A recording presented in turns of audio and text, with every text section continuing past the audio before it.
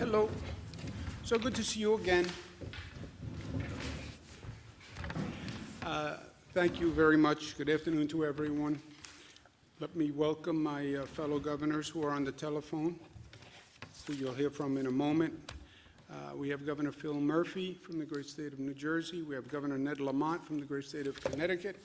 Governor Tom Wolf from the great state of Pennsylvania. Governor John Carney from the great state of Delaware, and Governor Gina Raimondo from the great state of Rhode Island. I want to thank them for their professionalism and the way they've been handling this situation respectively. I also want to thank them on behalf of the state of New York for their good work in working with us through this very difficult time. Their mutuality and partnership and cooperation has been of great benefit to the state, so I want to thank them for that.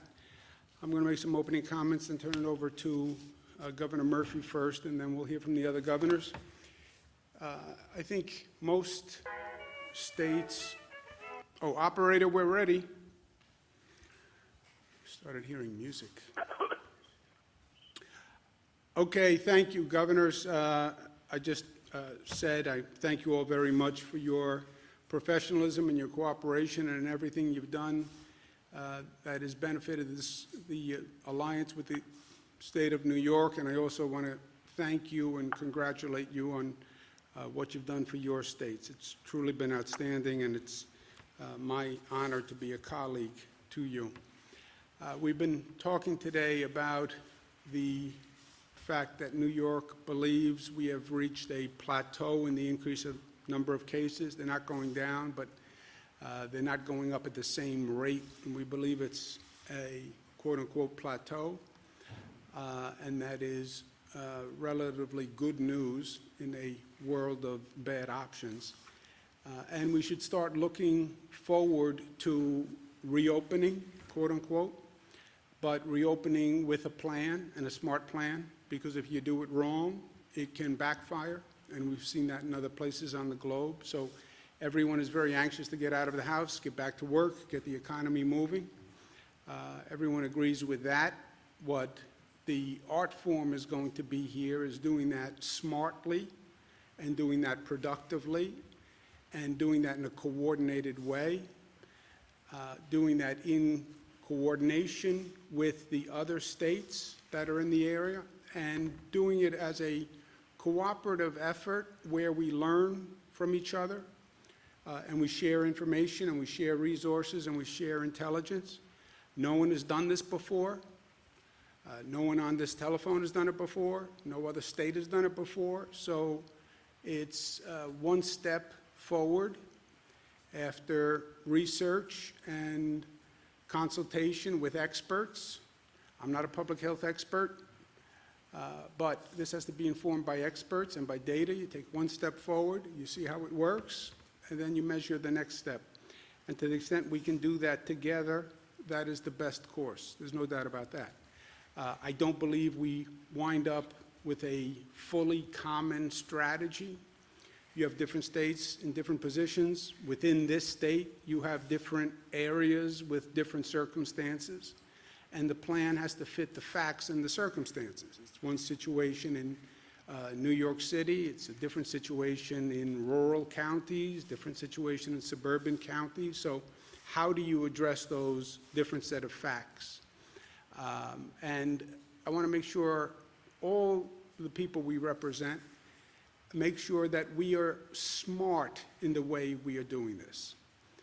Yes, we've never been here before, but that doesn't mean you can't ensure public confidence that you're doing everything you can to do it in a smart way, an informed way, guided by experts and data and science, and not in a political way. And I think working together, we can do that.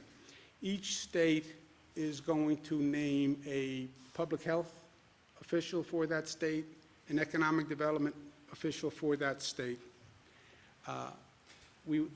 Those officials and the chief of staff of the governor of each state will then form a working group that will start work immediately on designing a reopening plan taking into consideration the public health concerns and issues and the economic reactivation issues and concerns. Study the data, study the research, study the experience of other countries, and give us guidelines and parameters to go forward. Again, we anticipate different facts, different circumstances for different states, different parts of states, but let's be smart and let's be cooperative and let's learn from one another. And that is inarguable. With that, let me turn it over to Governor Phil Murphy. Governor Murphy, thank you so much for being with us. Governor Cuomo, thank you for hosting us so graciously, and in the category of you're known by the company you keep, I'm honored to be with you and Governor Lamont, Governor Wolf, Governor Carney, Governor Raimondo in this discussion and in this initiative. You know, just as we harmonized as states, you know, New Jersey's the densest state in America, and we're in that corridor that is so unique, and it was imperative to not just do the things that we needed to do within our four walls as we closed our state down, but to do it in close coordination with New York and Pennsylvania and Delaware, Connecticut especially. And it's that same spirit that we're coming together and acknowledging as we, whenever it is, and by the way, we have not yet plateaued. We're a couple of beats behind New York. Our positive tests have begun to flatten, but we're not yet there. But as we, you know, whenever it is that we determine based on the facts, the data, the science, that it is safe for us to responsibly begin the reopening and all the healthcare infrastructure that goes with that, to do that in coordination seems to be an overwhelmingly prudent approach. And we're honored to be very much a part of this group. We do know this, that an economic recovery only occurs on the back of a complete healthcare recovery, and that order is essential. And getting that wrong, transposing those steps or jumping in too early or maybe jumping in by ourselves. Governor Cuomo and I have talked about if the protocols on one side of the Hudson for a restaurant or a bar are different than the other, or similarly across the Delaware, you could have inadvertent unintended consequences which could be grave. So getting this right, both the timing, the infrastructure from as well as input, as Governor Cuomo has said, from both healthcare experts as well as economic development experts, in addition to our government colleagues, seems to me and to us to be an incredibly smart way to go. This is the fight of our lives. Let there be no doubt about it. And we're not out of the woods yet. And reopening ourselves back up will be equally challenging beyond the shadow of a doubt. So I'm honored to be with my fellow governors, as I have been every step of the way over the past several months, and look forward to that spirit and coordination going forward. Thanks, Governor Cuomo. Thank you. Thank you very much, Governor Murphy, and you're right. We started this journey together. We're going to end it together on a positive note. Same with Governor Ned Lamont from the state of Connecticut. Governor Lamont, thank you very much. Thank you for being with us. Andrew, thanks for getting us organized and everybody here. I'll just pick up where Phil left off. He mentioned the major transportation corridors that interconnect at least New York, New Jersey, and Connecticut as part of a tri-state workforce.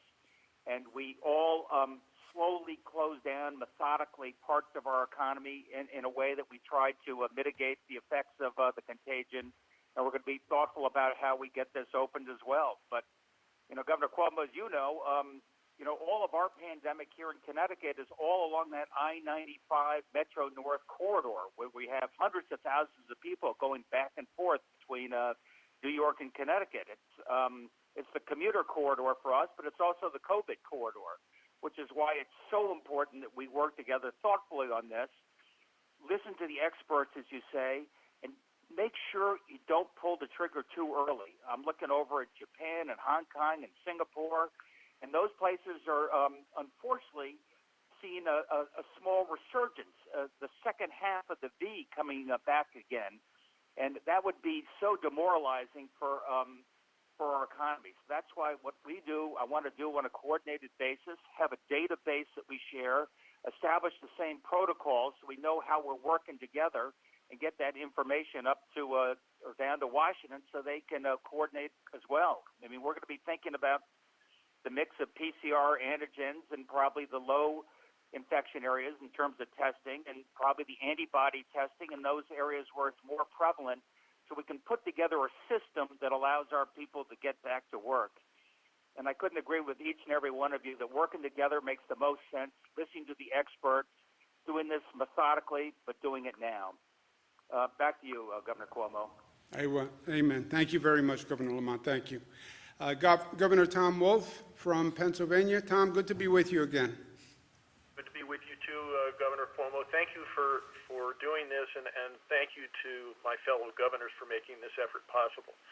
You know, we all know that we can do anything better when we work together in this region, and we have done good things by working together. We've shared ideas and plans, and we've shared in going through this challenge.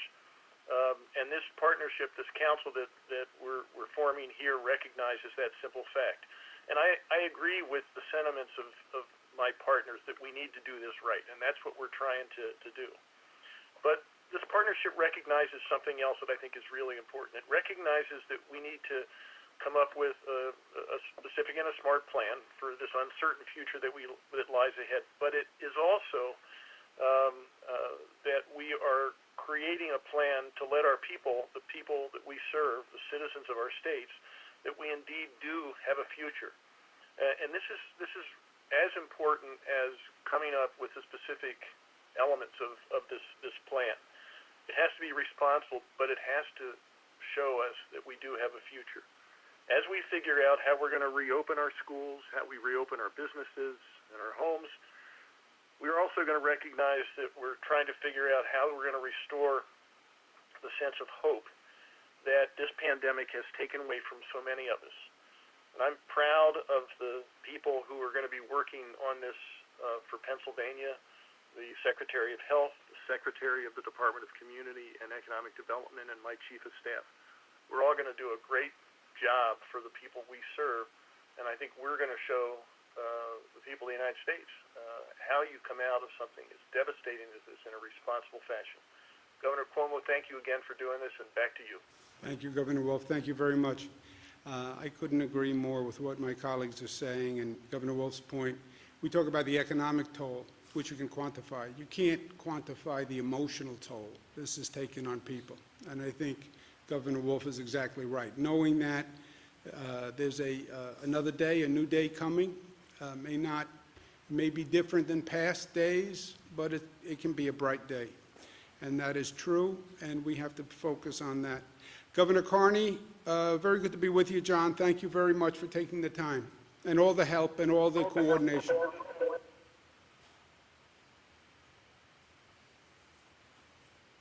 Governor Carney?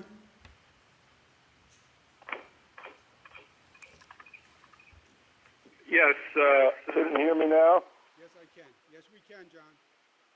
Hello, can you hear me now? Yes, we can. We can. Well, sorry for that little glitch. I want to thank my colleagues for this cooperative effort, especially you, Governor Cuomo, for bringing us together, and frankly for your leadership on a day-to-day basis under very difficult circumstances there in Metro New York City and your state. You've been providing great leadership there and across the country, and we certainly appreciate that. Certainly thanks for including Delaware. We're on the southern end of this region, but we're connected importantly by the I-95 corridor and the Amtrak Northeast region, and so in a very important way, we're part of the region, if only a small part. We have seen the connections among our states through this, as many of the folks who work in our state live in Governor Wolf's state or across the river in New Jersey, and they've obviously had to balance the various provisions and restrictions in each of our states. So this will help us as we think through what it takes to re-enter and to get our economies moving again. Frankly, it'll really just formalize for me what I've already been doing along with Governors Murphy and Wolf in our Metro Philadelphia area, as we talk on a number of occasions about decisions that we've had to make in terms of shutting down businesses, in terms of business and supply chains that are connected among our states. This will formalize that and really put before us all the decisions that we have coming ahead of us, and I think maybe even more difficult than decisions on the front end of this over the last month and a half, 2 months, as we get on the other side of the peak, which it seems like the greater New York City area is reaching now. How do we open things in a way that's safe? I heard Governor Murphy say yesterday that we need to get the patient healthy before we can get the economy healthy, and I think he's exactly right in that. And so working together, our economies are connected. Our states are connected in a real way in terms of transportation and visitation and the rest. And so our working together, sharing our information and intelligence, I think will help each of us make better decisions. So I want to thank all of you for your leadership. This is a time we're experiencing uncharted waters here, and I think ahead of us will be more uncharted waters. But working together, we will do a better job for the people that we work for, and we'll make smart decisions in reopening our economy. We're a little bit different down here, a little bit behind, I think. Those of you in northern New Jersey and New York City, our message here at home still is be safe, stay at home. When you go out, observe appropriate social distancing, and we will continue with that message. But at the same time, think about the timing of reentry and getting life back to normal again if that ever occurs. So again, Governor Cuomo, thank you so much for including the first state here in the southern end of this region. We appreciate your leadership there in the great state of New York and your leadership with this collaborative task force. Thank you very much. Thank you. Thank you very much, Governor Carney, and you're so right. We're all learning, right? This is new for all of us, and it throws out a lot of the old rules and the old ways of doing business. And the state boundaries mean very little to this virus. And somebody can get on Amtrak, or somebody can get in a car and go up the I-95 corridor. And it doesn't matter if they're from Delaware or New Jersey or Connecticut or New York or what state they're from, it can have the same consequence. So we're learning and we're growing every day. Thank you, John. And Governor Gina Raimondo from the state of Rhode Island. Governor Raimondo, thank you very much for taking the time to be with us. Thank you for working through all these issues with us on behalf of New York. Gina Raimondo.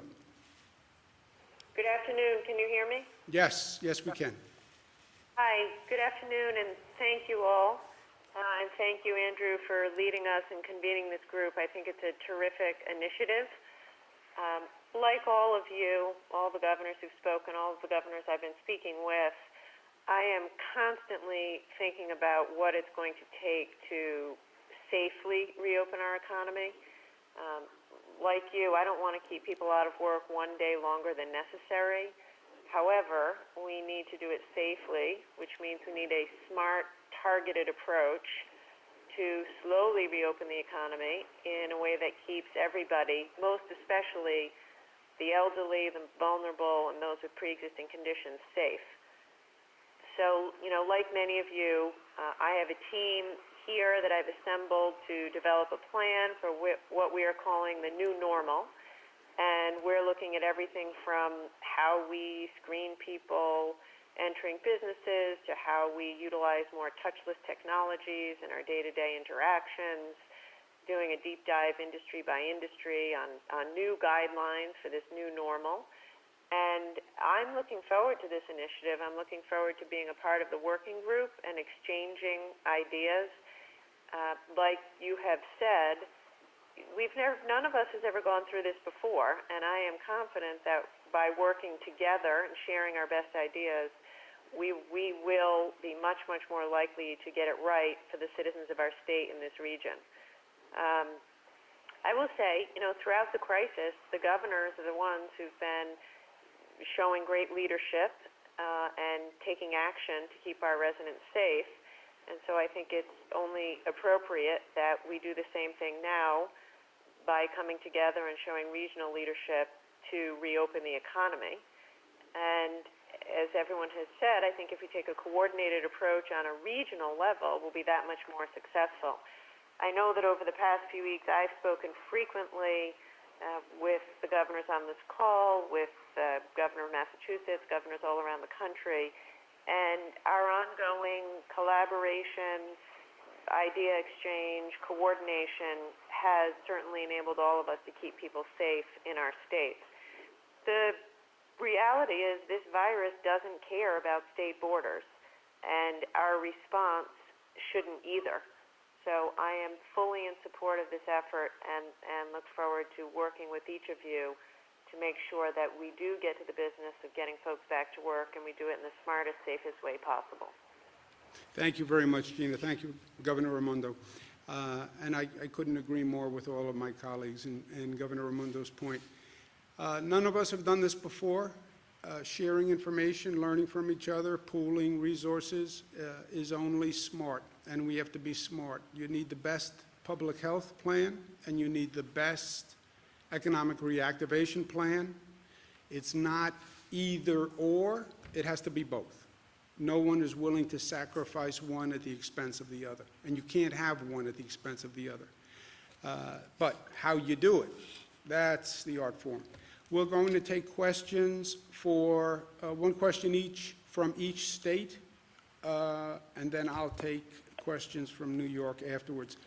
Governor of the state of New Jersey, Governor Murphy, is ready for any question from any reporter in the state of New Jersey. Thank you. As a reminder, to ask a question, you will need to press star, then the number 1 on your telephone. Again, that's star 1 on your telephone. Please stand by while we compile the Q&A roster. We will not allow the New York reporters to question any other governor. I would not subject my colleagues. I believe it's, this is Phil Murphy, Andrew. I believe it's in our Constitution that that's not allowed. That's right. State cooperation only goes so far. There have to be some. It only goes so far.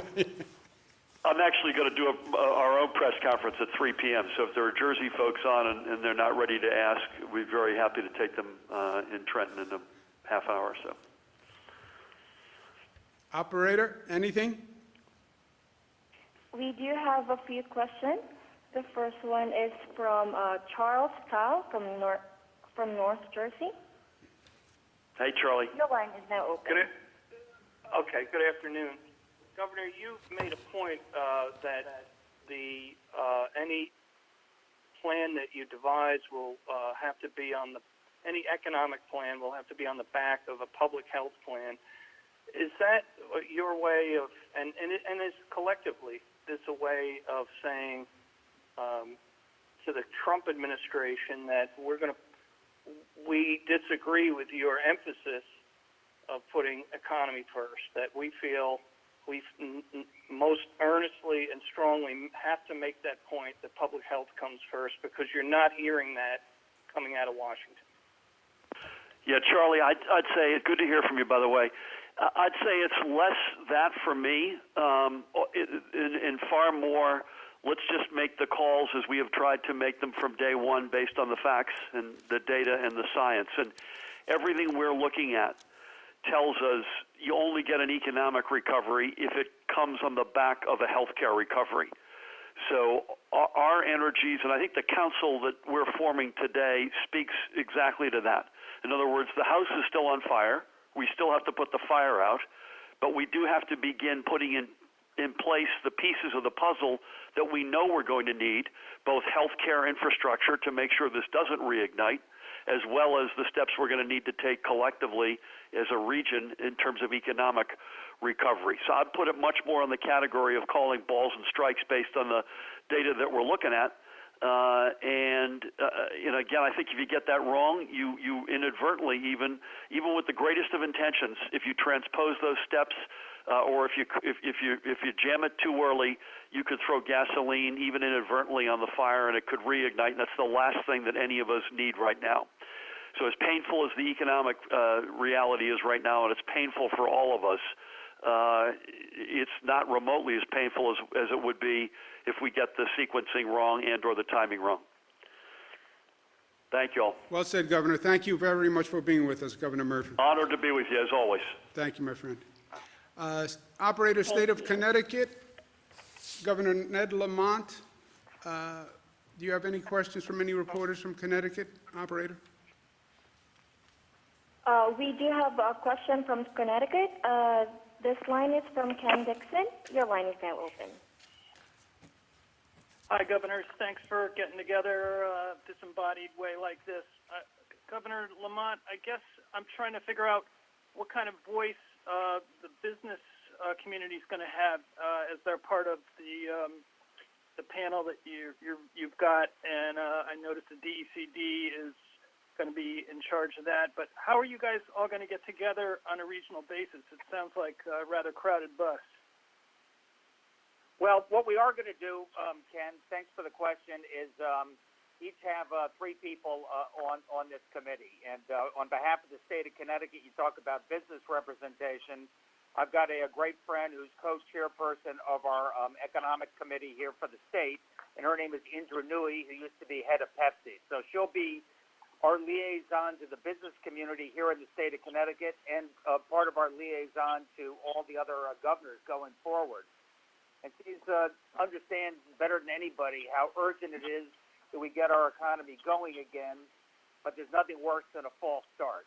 And what that would do to confidence and what that would do to the sense of hope that Tom Wolf was talking about.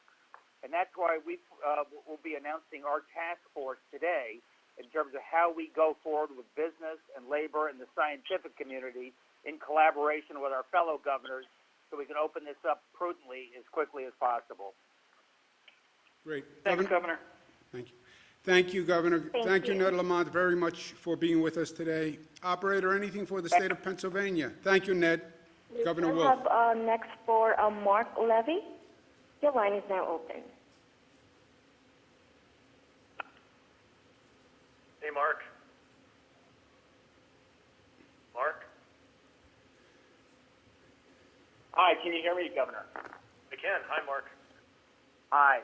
So we were wondering that with the president saying that it's his responsibility to reopen the states and reopen the economies, we were wondering if the governors disagree with that this is inherently a responsibility of the governor. Well, seeing how we had the responsibility for closing the state down, I think we probably have the primary responsibility for opening it up. And that sort of, I think, gets to the question that I think Governor Murphy had, and that is between the business and health. And I think that's a false choice. I think this regional compact is premised on the idea that you're not going to have a healthy economy if you have an unhealthy population. So we've got to do both. We've got to get people healthy. The sequence is you got to get people healthy first, and then you can reopen the economy. Not until, or the economy's not going to work. So I think what we're trying to do is we have tried, all of us governors working together have tried to have the hard stop that we need to make sure that we remain safe as we possibly can with this pandemic. And we're now ready to go into the next step, which is to start moving back to some sense of normal, the new normal. And do it as we have working together here in the region. So I don't think we're trying to say anything negative about anybody. We're simply saying it was our responsibility to steer our way through these uncharted waters, and it's our responsibility to figure out a way back. Exactly right. Thank you very much, Tom. Thank you, Governor Wolf. We have, Operator, do you have any questions for the state of Delaware? Governor John Carney? For state of Delaware? State of We Delaware? don't have any questions from state of Delaware as of the moment. Lucky You can now Governor continue. John Carney. Thank you very much, Governor Cuomo. It sounds like we don't have any questions down here. Must mean things are well in hand in the first state. But again, appreciate very much your leadership, both what you've been doing over the last several very difficult weeks, with the experience there in New York City and your great state. We pray for you. We've been thinking about you. Thank you for concluding the state of Delaware in this council. Look forward to the good work. Thank you, John. Thank you, my friend, very much. I wish my leadership in the state of New York was as good as yours, and I had no questions whatsoever about my decisions. Maybe you teach me a few lessons. Thanks for being with us, John. Governor Gina Raimondo, operator, you have any calls for state of Rhode Island? We don't have any questions for state of Rhode Island. You may please continue. Yep, another governor who shows me up. Good to be with you, Gina. Thank you very much for taking the time. Thank you, Andrew, for doing this and for all that you've been doing. And I appreciate the leadership, because this region is one of great economic activity, and I know we're going to have a better shot at getting it right working together. So I'll have my team on it, somebody from Commerce, somebody from Health, and my Chief of Staff, and we'll lean into this to make sure we all get it right. So thank you, and thank you all for being on the call. Great. Thank you all very much. Thank you. Okay. I think, first, I thank the governors very much. We've been working together for a number of days. Obviously, we've been working all through this with many of the states on a daily basis. Again, nobody's been here before. Nobody has all the answers. If they say they do, they don't know the question, in my opinion. Addressing public health and addressing the economy, which is first, they're both first. You can't do one without the other. It's a false choice. To move the economy forward, you have to address public health. To address public health, you have to be addressing the economic reactivation. You have to do both at once. They're parallel tracks. That's why we have the head of economic development, the head of health, and then the governor's chief of staff from each state. So we have a total council of 18. We're still talking to other states. Any states who want to join are welcome to join. And again, it's a sharing of information, compare notes, compare experiences, sharing of university resources, scientific resources, and coming up with a plan that is consistent, if not complementary, one state to the other, and certainly not where one state does something that is counter to another state, which could happen.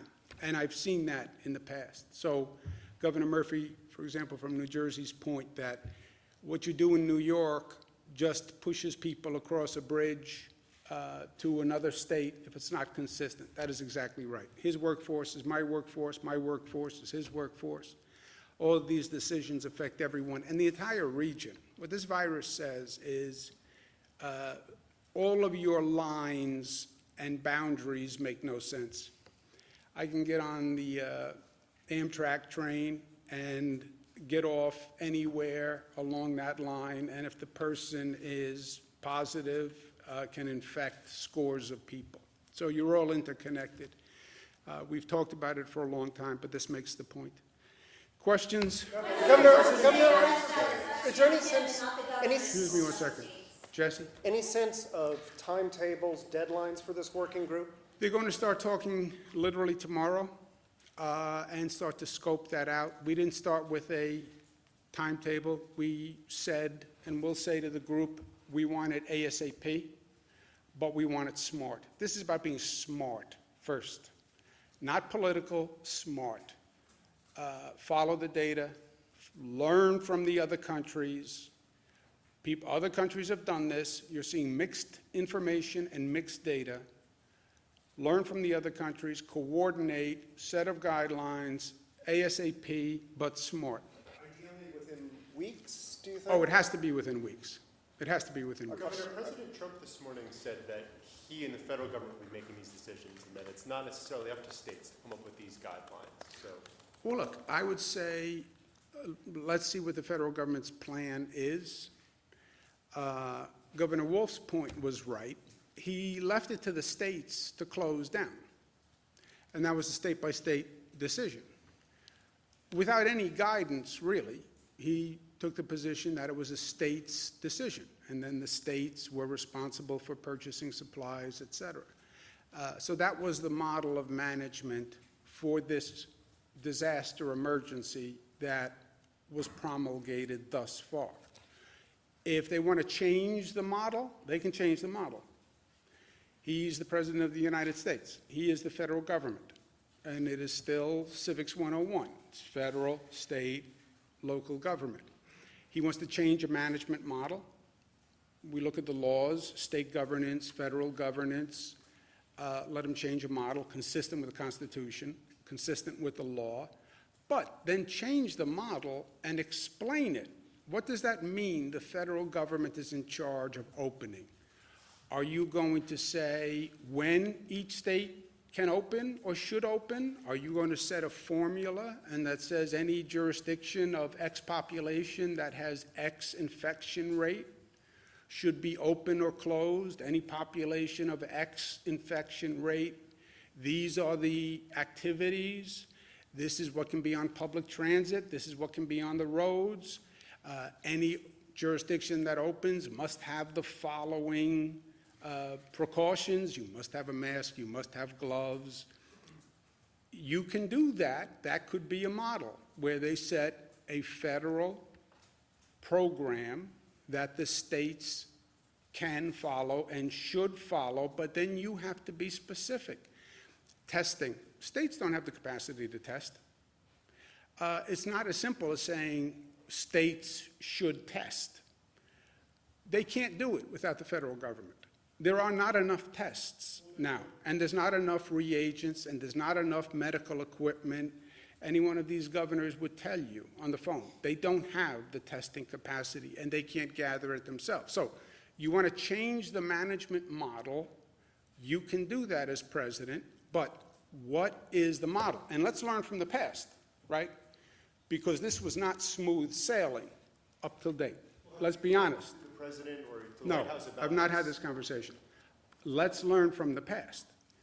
What does the federal government do, and what does the state do? Tell me, what are the roles? What's my responsibility? What's the federal responsibility? You want to shift the responsibilities in the relationship? Fine, I'm open to that. Explain to me what I do, what they do. Who does purchasing? Who pays? Who does testing? I can't. Open what? Open it when? Open it how? How do you differentiate between New York City, Albany, Buffalo, Nassau, Suffolk? Do I do the schools at the same time that I do businesses? Do I do the transportation system at the same time that I do businesses? What happens if I don't have enough transportation workers? Do I still open the economy even though I don't have enough transportation workers to run the trains? You want to make those decisions? Tell me you want to make those decisions and then make them in a way that states can follow. Or say, option B, federal government does this, states, you do this. You decide what the percentage is. I don't want to. You decide what the appropriate time is to open and what functions. I don't want to.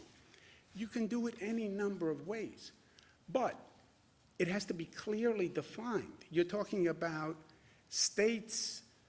Under the states, I then have to tell the cities what to do. I have to tell the counties what to do. I have 500 mayors. I have 50 county executives. I have to say to them, this is the plan, because each one of them wants to come up with their own plan, right? So I can't have, you want to tell me what to do, fine. But then I have to be able to turn around and tell my local governments what to do. So the clarity here is important.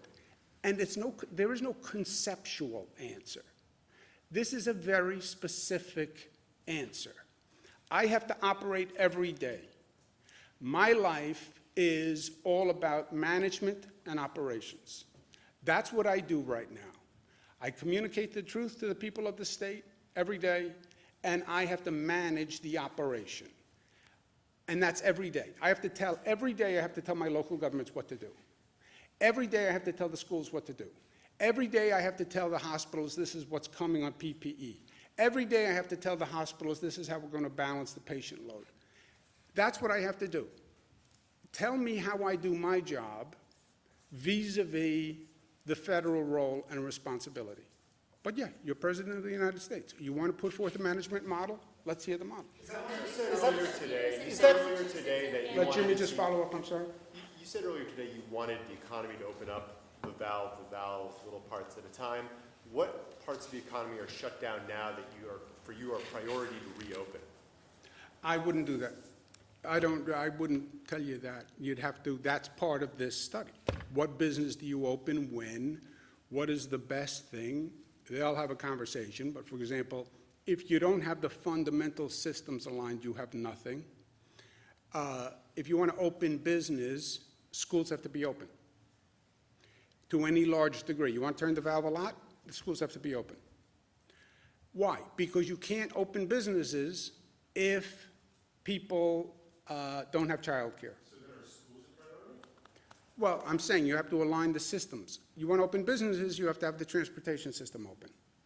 That'll be the starting point for the conversation. Or you could say, I'm not turning the valve that far. We're going to ease into it. We're going to phase into it. And this is how we're going to do that. That's what this group has to discuss. And then New York will have a strategy. Each state will have a strategy. Hopefully, they're not inconsistent. I would love to do everything in unison as the optimum. If unison isn't possible because we're different and we have different needs, fine. But let's at least know what each other is doing so we're not counterproductive with each other. Is it frustrating to have the president claim such kind of overarching powers when you and the other governors seem to be dealing with kind of the nuts and bolts of this? No, it's frustrating. Nothing's frustrating. Everything's frustrating. And it's not about an emotion. I just want clarity. Governor Wolf's point is right. The states closed. It is an interesting construct that it wasn't the federal responsibility to close the economy, but it is the federal responsibilities, the federal government's responsibility to open the economy. If it's your authority to open, why wasn't it your authority to close, right? That's an obvious question.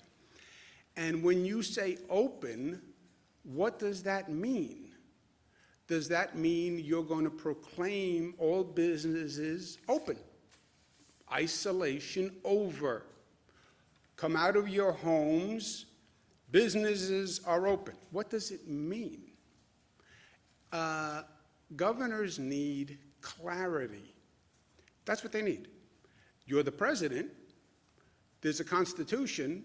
There may be legal questions. What's a federal responsibility? What's a state responsibility? But the president has a lot of lawyers. So if it is a legal construct, you're president of the United States. You want to put forth a disaster emergency plan as president, that's your right. And by the way, this is a federally declared disaster. You know, I was in the federal government, and the rules of government matter. There is an operating manual. States can declare disasters, and then the state is in charge over the local governments. Federal government declares an emergency. The federal government is now in charge. And they have done a federal emergency declaration here. Well, why didn't the federal government make decisions on closing? I don't know. Could they now say we're going to make decisions on opening? Yes. I don't believe they could have a policy that says everybody opens 5 days from now. How do you differentiate different parts of the country with different infection rates, different places on the curve? Some are at the apex, some are at the plateau, some are on their way up the mountain. How do you do that differentiation? Are you going to do a formula that says any place with an infection rate less than 2% can open? You know, how do you do it? I don't know. But he could put forth a model to do that. Nick, go ahead. Against Mayor de Blasio, who said that he's exceeding his authority by announcing schools will be closed for the rest of the year and teachers are already preparing. What was the first part of that question? Are you going to be pursuing any sort of action or No, any there is no there are no actions to take. The law on the situation is clear. I understand we have about 700 school districts. I understand we have about 500 mayors. I understand we have about 50 county executives. I understand everyone has a voice and has a role. Here, this is a state emergency. The state will follow a uniform plan or a statewide strategy. Nassau, Suffolk, Westchester, New York City schools, I closed at the same time. Why? Because you have to close all the schools in the metropolitan region at the same time. There's too much interconnectivity to do it. It also has to be coordinated with the business plan. That is the only way it can work. We had a total hodgepodge of decisions with different school districts opening and different school districts closing all across the state. I came in, set a statewide closing policy. That is the law. That is what governs. Local school districts say, well, I normally make the decisions to open or close. Yes, you normally do. Not in this situation because this is a state emergency. Well, you're disrespecting the county of Suffolk. I'm not. But we're one state, and we can't have every local government making independent decisions from every other local government. That would be mayhem. Second, you just heard the basic point, which is the state then has to coordinate with other states. So I have to be able to say to New Jersey and Connecticut and Delaware and Rhode Island, here's what I'm doing as a state. I can't have 7 different policies within my state. Here's my state policy, how do we conform? Then there's another question where the president's going to say, or could say, the query, I don't care what you say, Governor. I'm going to assert my jurisdiction over the state because this is a federal emergency. And the president could say, which is the query of the question, the federal government will determine what the states do. So I understand, I have mayors call me, I have county executives call me, I have school district officials call me. They all have an opinion. I value all of their opinion, but we have one state, and the state will operate as one. And their decisions must fit within that plan, or they're not valid. If the federal government comes and says they're going to substitute a federal plan, well, that would then trump a state plan, pardon the pun, if it fit within the Constitution and the law. On the ventilator issue. Go ahead, Nick. Nick had a question. Teachers be ignoring Nick, the messages? I'm sorry, Nick had a question? Go ahead. But can I have a follow-up? Yeah, let me do the first round of questions first, okay? But other people got a follow-up. All right. Let Nick do a question, and then we'll come back. Go ahead. Governor, on the ventilator issue, I know you returned some ventilators yesterday to a facility in Niskayuna. Knock on wood, right now, it looks like there is less of a need for ventilators. Do you think some will get returned to some of the other upstate institutions? If, big I, big if we are at a plateau, and on the numbers that we've all seen, it looks like we're reaching a plateau, slight uptick still, right, day to day, but a flattening. We've done so much work and acquired so many materials and equipment, et cetera, that we are fine, knock for Micah, if we don't go up. That's why we returned the 35 ventilators to the nursing home. Also because the nursing home was so, how beautiful. I mean, just how beautiful. gratuitously called up and volunteered 35 ventilators. Nobody even called them and asked. From a nursing home, which is the most vulnerable place and vulnerable population. So we returned the 35 ventilators. We are fine, so to speak, from an equipment point of view right now, if the number doesn't go up. And to the extent anyone, we borrowed ventilators from upstate New York, we can return them whenever they need them or as soon as practicable. So what's the But if status, they need them today, I can get them tomorrow. what's the status of the ventilators that you ordered from China? I'm sorry?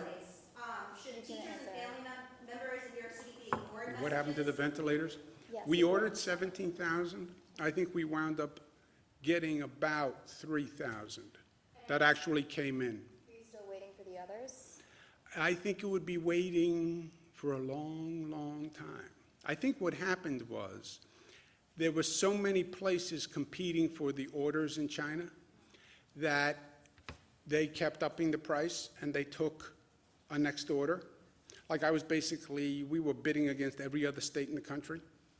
So they would say the ventilator is $25,000. I would order it at $25,000, and then another state would come in and say, I'll pay $30,000, and our order just basically got bumped. Some of the orders, the factories are saying we can get it to you in 6 months. I don't need ventilators in 6 months. We need them now. So we've gotten about 3,000. I don't think we have any serious ideas that we're going to get more. Do you know, guys? Is that from the same vendor? No, all different vendors. What are the names? What are the vendors? These are all Chinese companies. I don't know their names. But that's what I said on Let's Learn from What Happened. What sense did it make that the FEMA says we don't do purchasing, which is, by the way, what they used to do, right? I was there. I worked with FEMA. I was the HUD secretary. They used to purchase. That's what they did. It's a federal disaster. FEMA came in and was the logistics coordinator. In this case, they said it's not a federal responsibility. It's up to the states. Every state had to go out and buy ventilators and PPE and masks. Lo and behold, the main manufacturer becomes China. So you have every state calling these Chinese companies literally through brokers trying to buy ventilators. Price goes through the roof. Everybody's competing with everyone. I mean, it was total madness. So that's why I say, you want to change the rules, that's your prerogative. But what are the rules? And do they make sense? For example, testing. States cannot test. I'm telling you right now, I do not have the capacity to do these tests.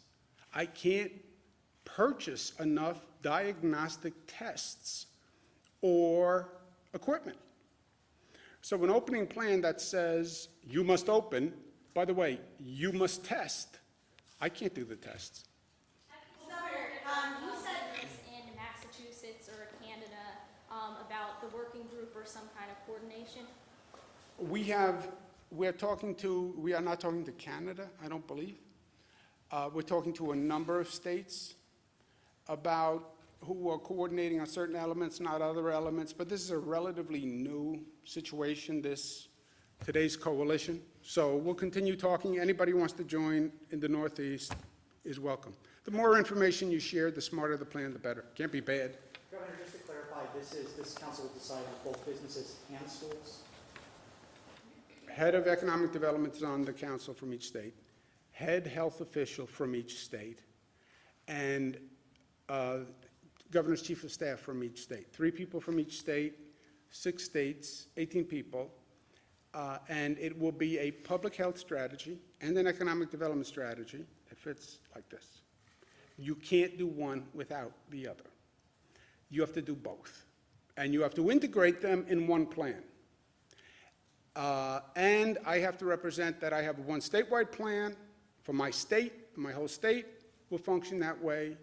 You want to divide it into downstate, mid-Hudson, upstate, by number of cases. That could be theoretically a suggestion from the commission council.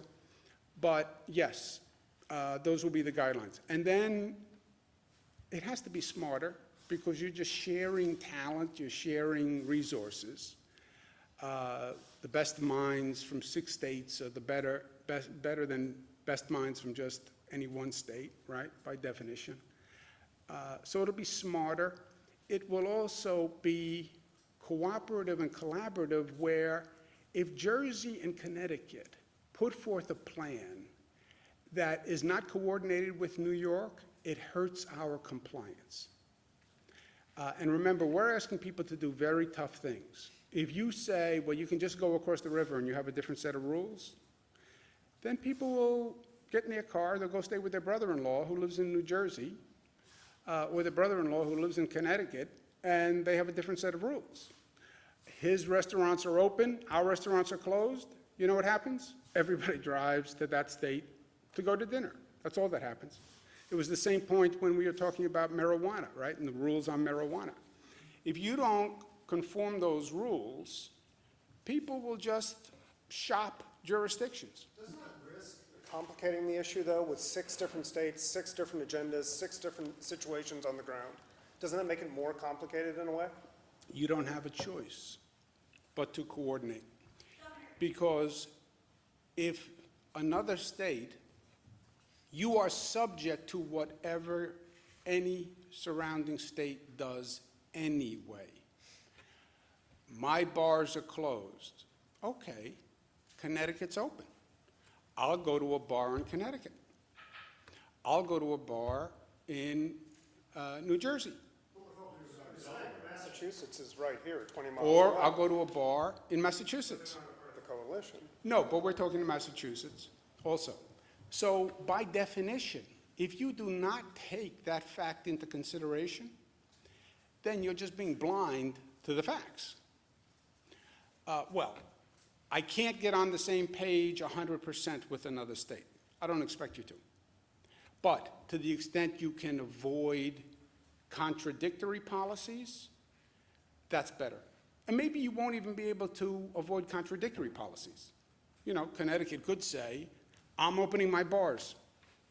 And I feel very strongly, and I'm sorry to be discordant, but I'm opening my bars.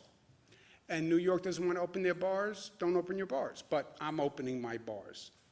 All right, at least then we see the clash, and we're aware of it.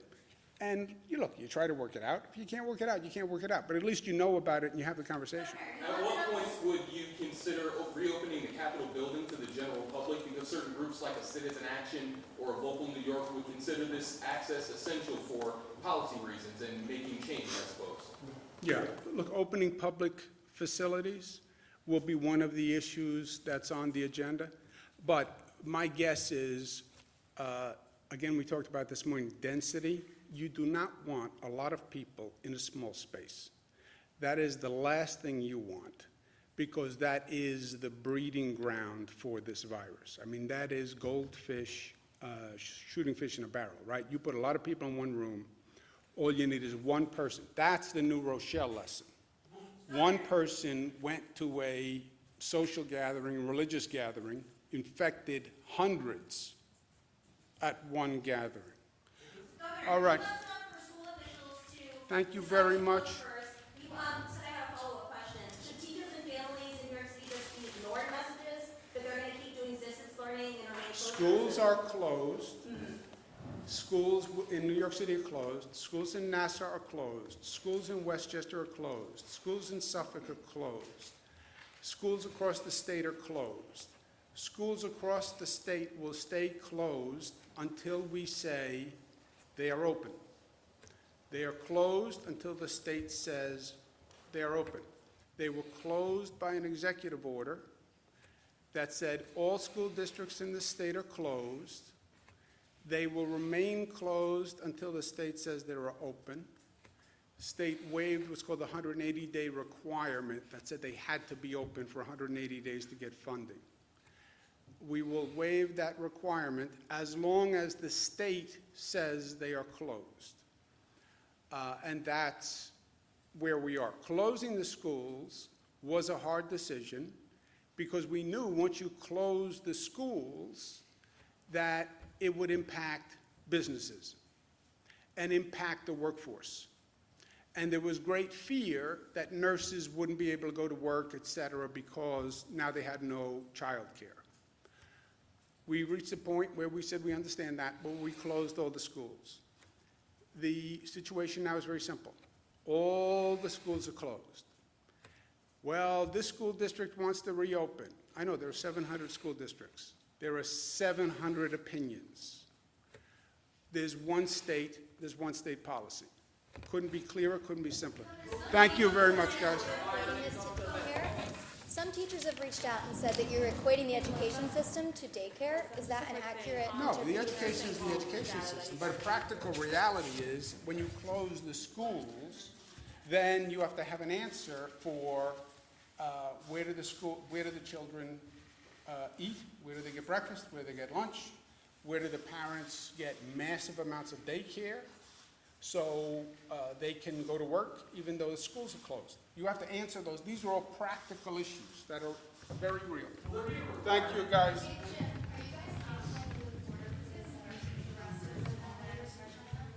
I don't know. I'll get back to you on that.